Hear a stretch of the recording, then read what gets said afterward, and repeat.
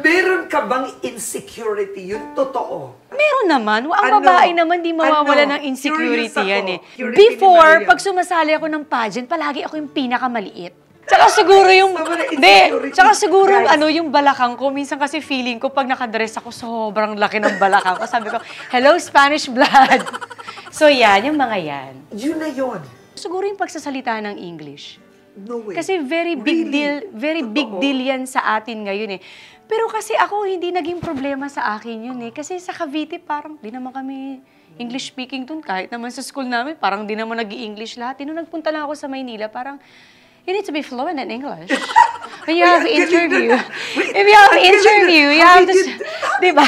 Turo na anak ko yun. Si Zia ang nagtuturo sa akin. That is so good! Hindi, di ba? Parang sabi ko, dito kasi ako komportable. Actually, minsan si Dong, pag nag-uusap kaming dalawa, parang nasasabi ko yan sa kanya, alam mo kaya sobrang love ko tong asawa ko. Sabi niya, no. Mahal ka namin bilang ikaw. Hindi mo kailangan baguhin. But you can improve yourself. If you really want to be fluent in English, why not? Ang dami dyan mga teacher and kung ano-ano pwede magturo sa'yo. Pero parang wala ako dun sa loob ko dun. Parang okay na ako na ganito ako kasi ito talagang komportable ako. But I can try if you want. You can ask me and then I can speak in English. Sabi ko nga sa anak ko, anak, yung weakness ko, ikaw nang sumalo. Kasi yung anak ko, grabe, as in super fluent in English with British accent. As in, grabe. Just put my things on a bin. Anong bin? Yung pala, cabin!